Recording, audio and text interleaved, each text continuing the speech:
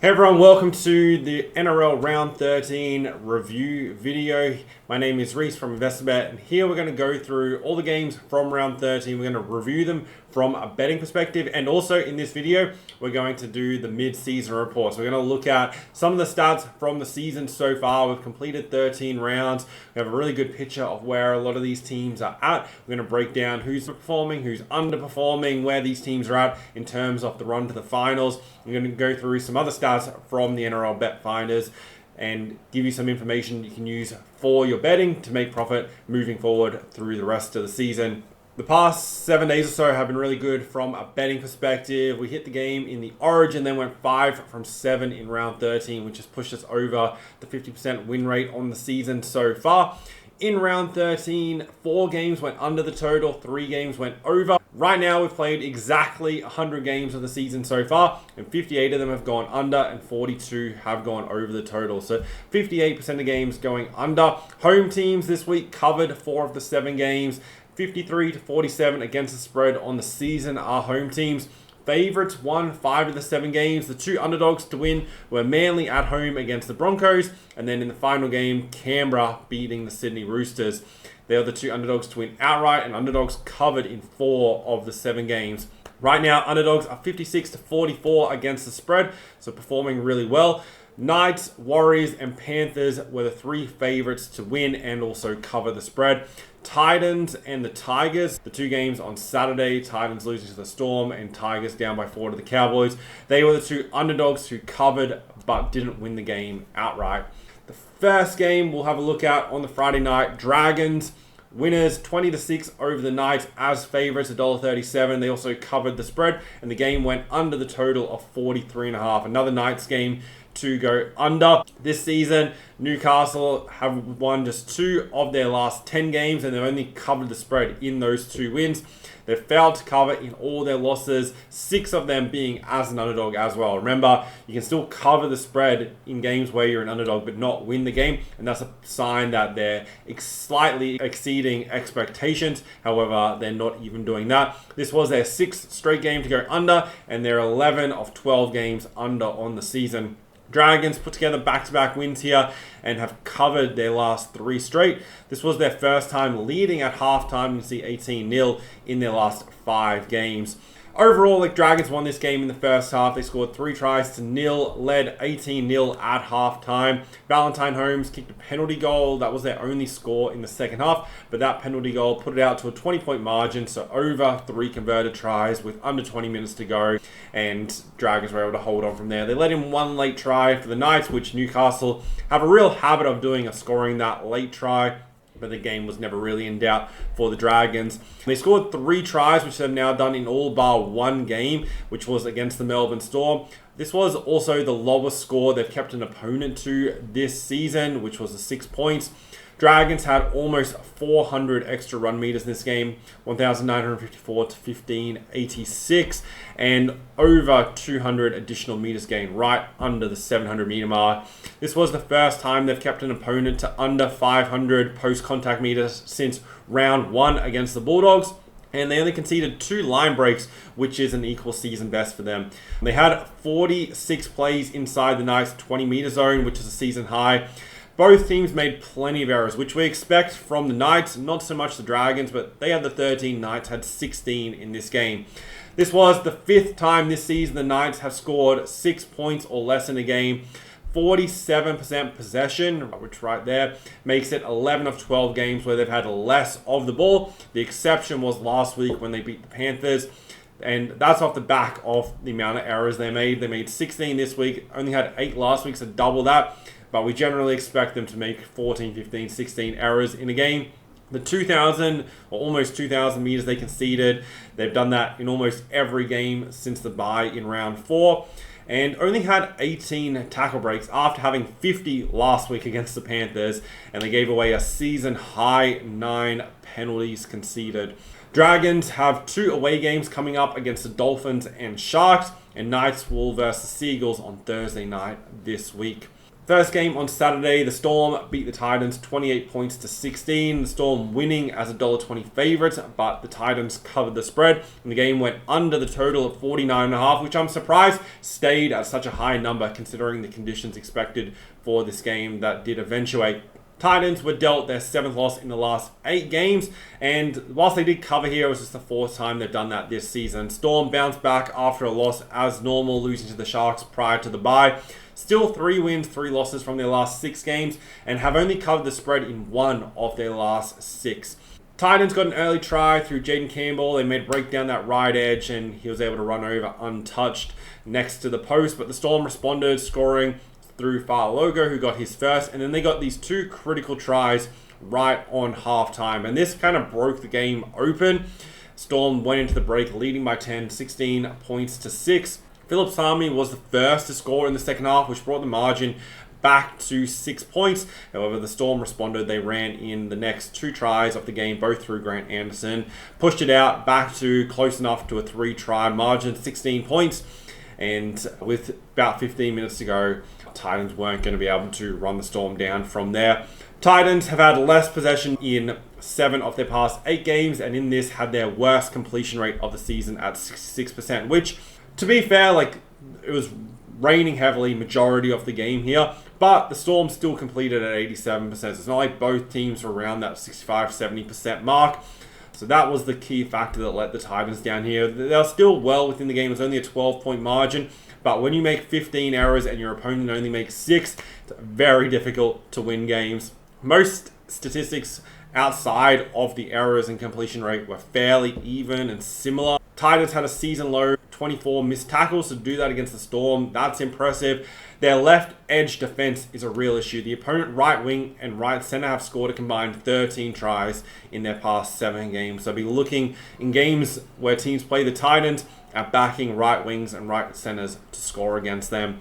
Storm, winning as expected off that loss, had a season best completion rate at 87%, which is somewhat surprising, but you can understand it as they played a slightly more controlled brand of football than they would play in dry conditions. Less offloads, however, it wasn't like a huge difference. They still, in this game, made 9 offloads, so not a super low number. And with the 6 errors that they made, they cut their average error rate in half, averaging just 21 missed tackles across their past 3 games, led at halftime again, which they've only trailed at halftime once this season. Titans, following this, will play the Broncos this week and likely have a chance to end the Broncos season if they can win that game. Storm are back home to play the Cowboys and then have their 3rd and final bye with a 12-game run through to the finals. In the next game on Saturday, the Cowboys beat the Tigers 32-28, 4-point margin for the Cowboys as $1.40 favourites. Tigers covered the spread though in this game. The game went over 49.5. Cowboys got an important win. They've now won 5 of their last 8 with a draw in there as well. So just the 2 losses from their last 8 games after starting the season 0-3. They've failed to cover 3 of their last 4 though, and 4 of their last 5 games have gone over. Tigers' 3rd straight loss, have 5 wins, 7 losses on the season, so they'll need to step it up over the next few weeks to stay in contention. But their schedule isn't looking great. They have the Panthers, Raiders, Seagulls, Roosters, and Warriors as their next 5 opponents. Also for the Tigers, 7 of their last 10 games have gone over the total. The scoreline in this game doesn't really reflect a 13-on-13 matchup. There were 2 sin bins for the Tigers, Jerome Luai in the 11th minute and Adam Dewey in the 36th minute. And the Cowboys took full advantage of those sin bins. During the first 10-minute period while Luai was sin bin, they ran in 2 tries through Bateman and Purdue, plus a penalty goal. And during the second period where Dewey was sin bin, Drinkwater scored, Jeremiah Nanai scored, and Jackson Paulo scored. That means the Cowboys scored 5 of their 6 tries whilst the Tigers were down a player. You compare that to the Tigers, they didn't score any tries whilst they were down a man, so all 5 tries came while they had 13 on the field. But that means when each side was at full strength, the Tigers outscored. But obviously the difference with those sin bins was dramatic. Tigers effectively outscored the Cowboys 28-6 when it was full strength, but those sin bins ended up being too costly. For the Cowboys, off the bye, they scored 6 tries, which they've now scored at least 4 tries in 7 of their past 8 games. and they've conceded 4 or 5 tries in each of their last 4 games as well. So that's contributing to those games going over the total. The 22 points they conceded in the second half was a season high. Most of that all coming in the final 18 minutes of the game too. The 18 points they scored in the first half was their highest of the season. So they had their best first half attack and their worst second half defensively. First game with over an 80% completion rate since round 1 against the Seagulls. Second game with over 2,000 run meters. Did give up 8 line breaks, which is the most they've given up since round 2 against the Sharks, and had 43 missed tackles if we scroll right down here, which they've now missed at least 37 tackles in each of their last 3 games. Tigers conceded 26 tries across their past 4 games. That took 8 games early on in the season. So from round 1 through to round 8, I think they conceded 27 or 28 tries. Across the past 4 weeks, they've given up 26. They were kept to 6 or less in the first half for the 3rd straight time, but they got their highest second half score of the season. 43 tackle breaks was a season high alongside 8 line breaks, which was also an equal season best. Cowboys travel down to Melbourne to face the Storm on Friday night. Both teams are on a 6-day turnaround, and the Tigers have a tough game against the Panthers coming up. The Seagulls beat the Broncos in pretty dominant fashion, 34-6, 28-point margin. As underdogs here, they're $2.15 and obviously covered the spread. The game went under the total of 47.5. Seagulls bounced back after a 20-point loss to the Eels last week and are now 6-6 on the season. Their last 7 games have gone under the total. Broncos have lost 4 in a row and also lost 6 of their past 7 games. They've also only covered 2 of their last 11 matches, which we're going to get to in the season report at the end of this video. 7 of the last 10 have gone under the total. Overall, Seagulls got on the board early. Lolo scored in the 5th minute, and then he got his second in the 21st minute. But between that, Ezra Mam scored the lone try for the Broncos, which put the Broncos in front at that stage, but late in the first half, the Seagulls ran in 3 tries to establish a 22-6 and a 16-point lead at halftime. The second half was pretty much low scoring, no points through the first 30 minutes of it. Artu got his second, and then Tolu Kola scored a late try, and that pushed it right out to a 28-point margin. This was the highest score by the Seagulls since round 3 against Canberra, and the first time they've scored more than 4 tries since then. Set the game up with a good first half performance. They had 60 more runs than the Broncos, 228 to 168, which that contributed to about a 400 difference in run meters and close to 100 difference in post-contact meters. About 52 sets to 37, 88% completion rate. It's extremely hard to lose games when that's happening. They only missed the 24 tackles for the game as well, and have been keeping their missed tackles down 31 or less in each of their last 7 matches. Dominated field position here, 48 plays inside 20 meters compared to just 11 for the Broncos down their end of the field. Also made a season best, just 6 errors in this game, and kept opponents scoreless in the second half for the second time in their last 3 games. Broncos conceded 30 plus for the 3rd time in their last 4 games and only had 42% possession here. They've had less possession in 8 of their last 9 games, which makes it really difficult to win. Have a combined 24-12 error count across the past 2 matches, and only had 11 plays inside that Seagulls 20-meter zone. Absolutely no field position, makes it really tough. And they're just always trying to make magical trick plays to score points. It makes it really difficult. This was their biggest first half deficit of the season, trailing by 16 points, and then were kept scoreless in the second half for the 3rd time in their past 4 matches. They're not only winning games, they're not playing 80 minutes. So backing Broncos to get run over in the second half is a really good betting proposition. And whilst they've been kept scoreless in 3 of the last 4 games, went back across the last 7 second halves, they're only averaging 5.4 points on average across their last 7 matches in the second half. They'll have to play the Titans this week at home with pretty much their season on the line. The Seagulls have 2 road games coming up against the Knights and Titans, but are on a quick 5-day turnaround this week. First game on Sunday was up there with game of the round, probably very close behind the Roosters Raiders game, but the Rabbitohs lost to the Warriors by 6 points. 36-30 was the final score. Warriors winning and covering as $1.65 favourites. The game went over the total of 45.5 pretty comfortably. This was the Rabbitohs' first game to go over the total this season, and they did it against one of the other big undersides and game teams involved in low-scoring matches. So Rabbitohs have an 11-1 record on the season in terms of games going under the total. They sit at 6-6 as a win-loss record. Warriors bounced back off their loss to the Raiders last week and now have won all 3 games off a loss this season. And they've covered the spread also in 5 of their last 7 games. Overall, it's a great game. Warriors scored 3 tries to 2 in the first half, but only led by 2 points as only 1 of their tries was converted. They scored 3 quick tries in the first half. Halasima, Metcalf, and Tuivasa-Sheck got his first try. So with about 25 minutes to go, the Warriors had established a good lead. But that's when Latrell Mitchell took over, brought the Rabbitohs back into the contest. He set up 2 tries for Alex Johnson, then scored 1 himself, but just a 6-point margin. Important try to Robert Tuivasa-Sheck in the 72nd minute gave the Warriors enough of a buffer to hold on to win by the 6 points. There were 2 real key players in this game, both of them at the fullback. Latrell Mitchell for the Rabbitohs, running for 105 meters, 2 line breaks, 2 line break assists, and 2 try assists, plus a try of his own.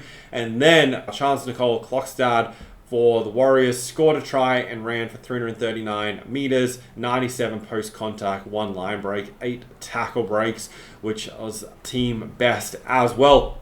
So those players really stepped up for their sides. For the Rabbitohs as a team, it's a good performance though, even though they lost the game. First time scoring 30 points this season, but also conceded a season high 36 points and a season high 22 second half points. Had more runs, but were minus 200 meters to 13 extra runs, but the run meters, quite a considerable difference. Also, almost minus 100 post-contact meters. 34 tackle breaks they had, that's good. The last 2 games have been well above their season average in that area, and just 7 errors as well, which is well below their season average. Their right edge for South Sydney is really struggling. Just 1 try in their last 11 matches to their right centre or right winger, and the opposition has also scored 11 tries down that side of the field compared to just 6 on the other side.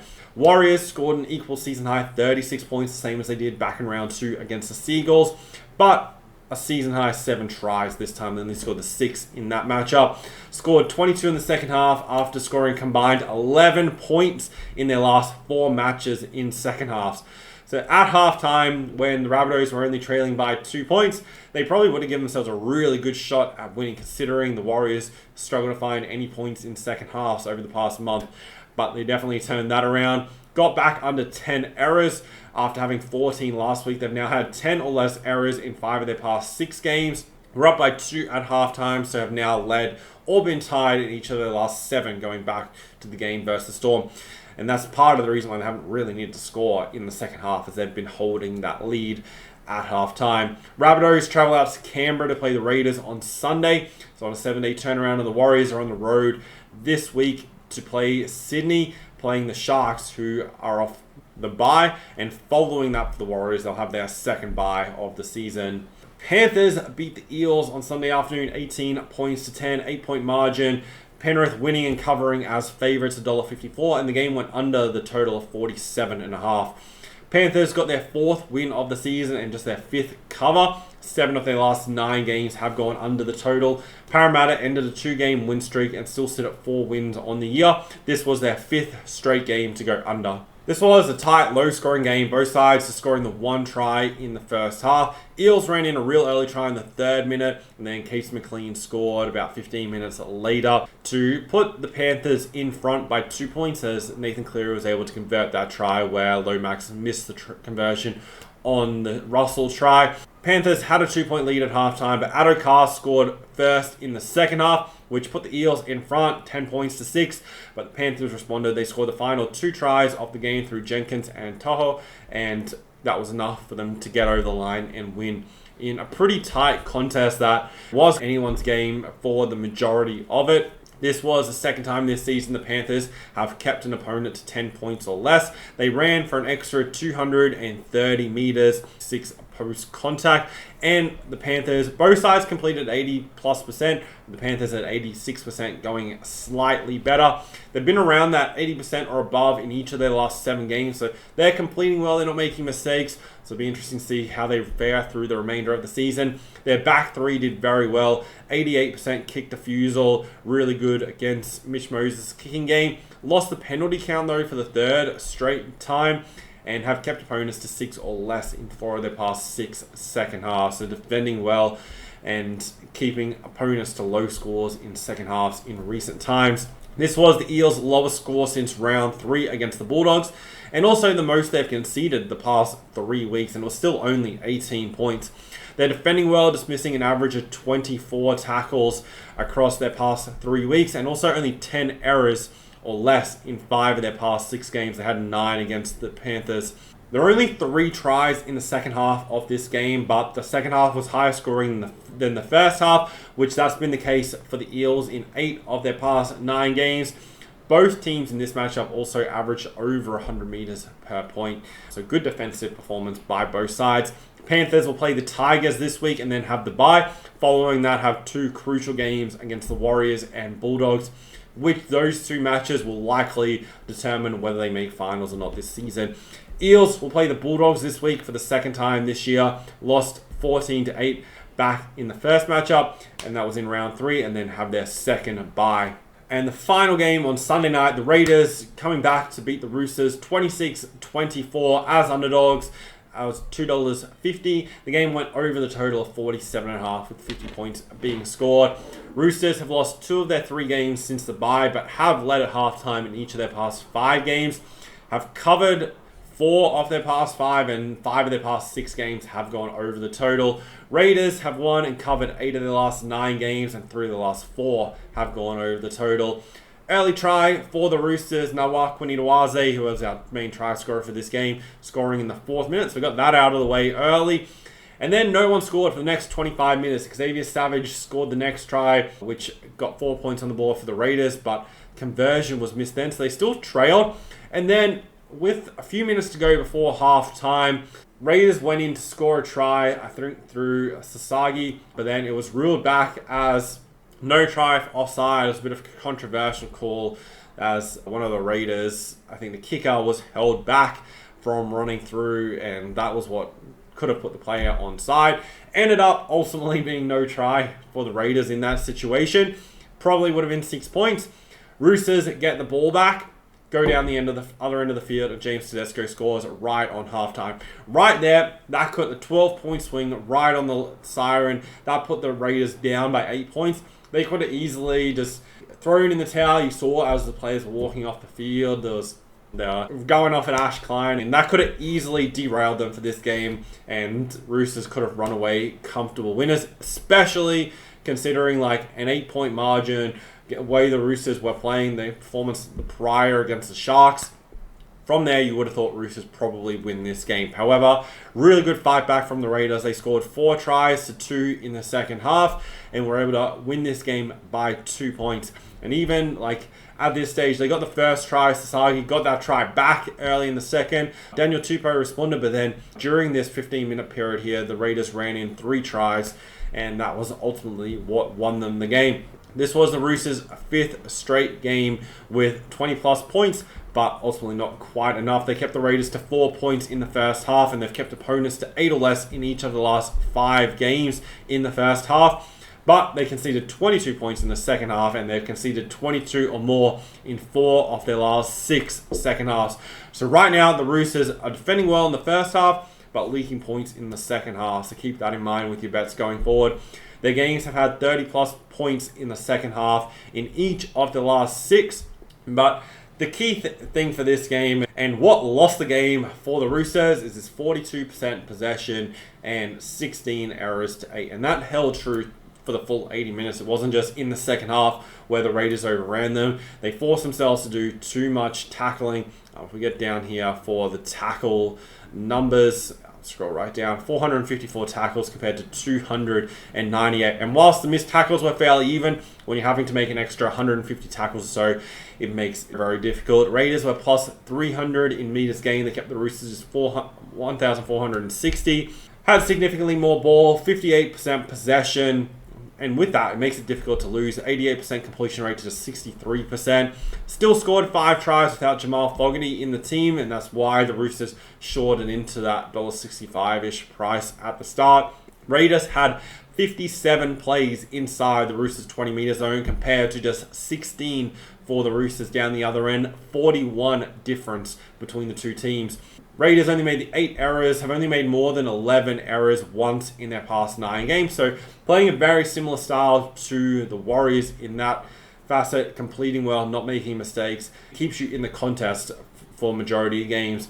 They keep on breaking plenty of tackles too. They had 35 tackle breaks and they've had at least 34 in 9 of the last 10 games. Moving forward, the Roosters have the bye this week, then travel to play the Knights, and the Raiders will play the Rabbitohs at home on Sunday and then have their first bye of the season. Looking at the ladder, Raiders right now sit in second position. However, they've played 2 less games than the Bulldogs, so have had 1 more win. Warriors and Bulldogs both have had the 9 wins so far.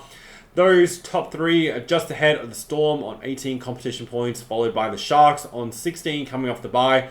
Cowboys hanging there on 15th, and then you've got 3 sides on 14 in the Seagulls, Dragons, Rabbitohs, and then 4 teams on 12 competition points in the Dolphins, Broncos, Roosters, and Tigers.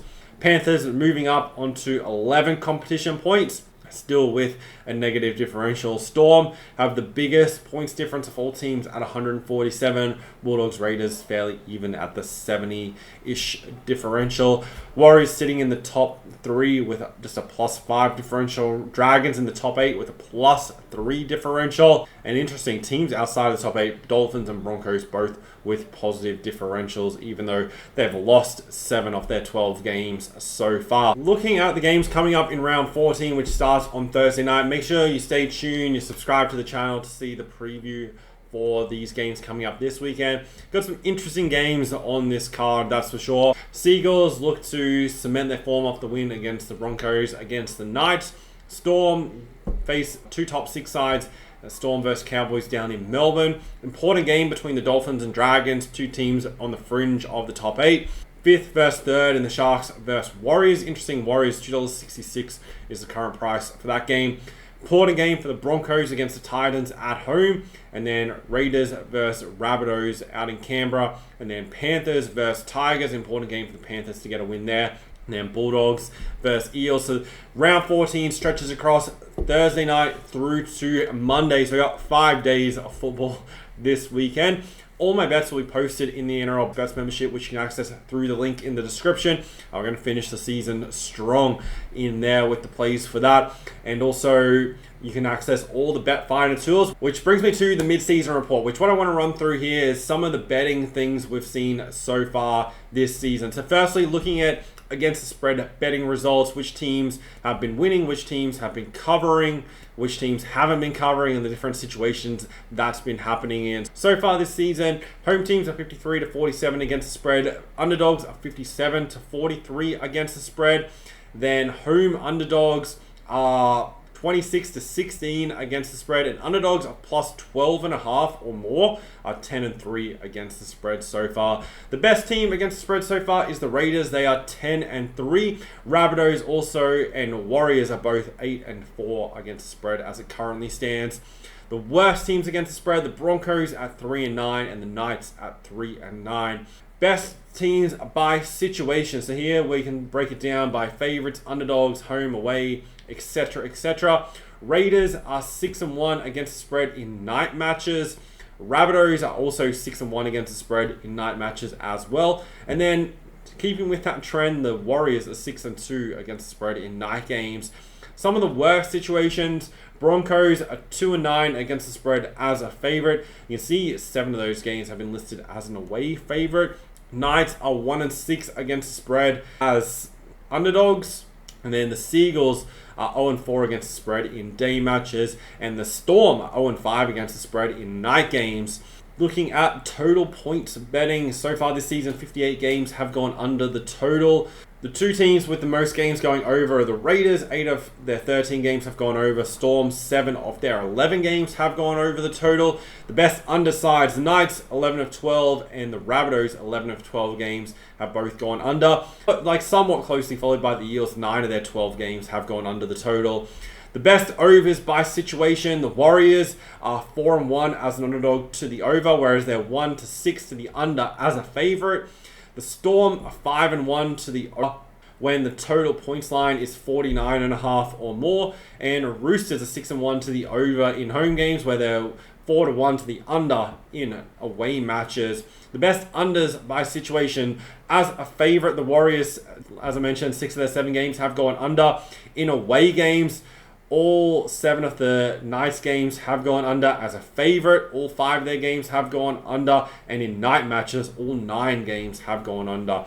Rabbitohs, all 7 night matches have gone under. And the Sharks, 5 of their 6 day matches have gone under the total. In terms of tipping and teams that are reliable as favourites, this season, the Rabbitohs are 3-0 as a favourite. The Bulldogs are 7-2 as a favourite. And the Raiders are 4-1 as a favourite. The least reliable favourites, Panthers, obviously as expected, 6 of 9 games as a favourite. They've lost. And also the Broncos have lost 7 of 11 games as a favourite. The teams with the most wins as an underdog, Redcliffe, which is surprising. They've had 10 games as an underdog. So they're in the same boat as teams like Parramatta, that kind of thing. Also, Roosters have had 9 games as an underdog, which going into the season, potentially Roosters and Dolphins are 2 teams you wouldn't have expected to have that many or that high a percentage of games where they've been an underdog. Warriors have won 4 or 5 games as an underdog, and the Seagulls have won 3 or 5 games as an underdog. Now, if you guys have previously watched any of my videos, you'll know that I like to pay attention as to what goes into winning teams a premiership. So in the NRL betting guide, which I sent out at the beginning of the season, I spoke about what it takes to win the premiership. And what you'll notice from looking at all the premierships back to 2002 and the teams that won it, the last 22 of them have finished in the top 4 at the end of the regular season. 13 of the last 14 teams have had a top 4 attacking side in terms of average points scored. And 17 of the last 19 teams have had a top 2 defense in terms of average points conceded per game. Now, based off those metrics, the teams who currently fit the criteria, obviously you need to be a top 4 side. Since 2002, we haven't seen a team win from outside the top 4. Right now, Bulldogs are ranked 1st on the ladder. They also are ranked 3rd in attack and 1st defensively. So right now they fit all 3 criteria. And 6 of their final 13 games are against top 8 opponents. They do play the Panthers twice during that period. So I'd probably go as far to say 7 to 8 of their final 13 games are against top 8. So they're going to need to continue holding their form to make sure they hold these ratings right through to the finals. However, right now, they're the only team in the competition that fit all 3 criteria. The Storm are very close. They're ranked 4th on the ladder. They're the number 1 attack and number 3 defense. So they're only 1 spot out defensively, and they're only just behind the Knights in terms of average points conceded. They only have 5 of their final 13 games against top 8 opponents. They have double ups against the Cowboys, Roosters, and Broncos during this period. Warriors, who rank 3rd, are the 13th attack and 5th defense, but they only have 4 of their final 12 games against top 8 opponents. And the Raiders, who rank 2nd on the ladder, 2nd in attack and 8th defensively, only have 3 of their final 11 games against top 8 opponents. And of those 3 games they have against top 8 opponents, 2 of them are against the Dragons, who right now sit 8th. So they just qualify for that category. And they have double ups against the Tigers and Knights. It's extremely hard with still 3 buys left to see the Raiders not being right up there at the end of the season and being well cemented in the top 4. Looking at preseason expectations as to where these teams currently sit right now, the teams who have dramatically moved up. Now, speaking of the Raiders, at the beginning of the season, before any games were played, was $67 to win the Premiership. Right now, they're $8.50. So, a huge turnaround. They've also already exceeded their season win line, which we'll get to in a second. Other teams with dramatic movement were the Warriors. $51 into $15. The Bulldogs, $17 into $4.50. Sharks, $13 into $8.50. And the Storm, who are preseason favorites, were $3.85 into $2.75. Some of the ones that were pushed out, the Panthers, $4.80 out to $23. Broncos, $8.50 out to $21. I am surprised that the Broncos are currently shorter for the Premiership than the Panthers going forward. I think it definitely should be the other way around. That's, for me, a bit of a no-brainer. Seagulls, slight movement, 16 out to 21. Rabbitohs, who right now are on the fringe of the 18 out to 41. Roosters, 20 out to 46. Cowboys, 26 out to 61. And then some big jumps for the majority of the other teams. But I remember back early on in the season, probably 6 weeks ago, I was at golf and I remember having a conversation with somebody and they're talking about the Raiders, and I said at the beginning of the season, Raiders were one of the favorites for the wooden spoon, and like at this point, the Raiders were already winning plenty of games, and they thought like absolutely no way that could have been true, and it even made me doubt myself for a second. Am I remembering that? Because obviously I was just going off memory. I thought maybe I'm remembering it incorrectly and I'm mistaking the Raiders for another side, but I went back and looked, double checked, and yeah, Raiders $67 at the beginning of the year, now into $8.50, and basically near enough to a sure thing to finish top 4 at the end of the season. In terms of season wins, Raiders are the only side to have already cleared their number. They needed 10 wins. They've already got their 10 wins. There are a few teams that are well off the pace, some that are going to get there fairly comfortably. The Warriors only need 3 wins to get to the 12-win mark and clear their line. The Storm need to win 10 of their final 13 games to go over the 16.5 line. Panthers well off the pace. Broncos well off the pace as well. Sharks will probably go close. They'll need to be really hold form throughout the year. Bulldogs should exceed theirs. They need 5 more wins. Seagulls probably won't quite get there. I think they'll probably fall 1 win or 2 wins short. Rabbitohs probably similar. It's going to come down to the final 2 rounds. Roosters also probably going to be right on the mark as 1 or 2 short. Cowboys I think will fall short as well, same as the Eels. Titans, Knights likely to fall short of their number as well. So that's how the season wins are looking. And then one thing I really pay attention to as well as monitoring team performance throughout the year, and then also looking for teams that'll improve into next year or decline into next year, is using that Pythagorean analysis to analyze how many games teams should have won compared to how many that they actually have won. Right now, the 3 teams at the top of the ladder are all exceeding expectations. Now, the reason for that is that their current points differential is not what it should be for teams to have won as many games as they have and have that higher win percentage. So just be slightly cautious for some slight regression of the Bulldogs, Raiders, and Warriors moving forward. Spoken about this previously, in particular with the Warriors of winning a lot of close games. Isn't always the best sign. Like, yes, you can get away with it in the short term, but long term it's hard to sustain. But they're still in the early stages. Like the Warriors are ahead of schedule with where they're at right now and only are going to improve into the seasons to come. Storm, Sharks, Cowboys, Seagulls, Dragons, all pretty much on track with where they're at right now. Rabbitohs slightly exceeding expectations. Dolphins, Broncos performing below expectations. However, those 2 teams have had dramatic blowout wins throughout the year, particularly early on in the season for the Broncos, but then Dolphins had that little run where they strung together a few 20-plus point wins. Panthers right now probably should have won 5 to 6 games, only sitting at the 4 wins based off what they've done so far. So a few teams down towards the bottom of the ladder could have won a couple more games.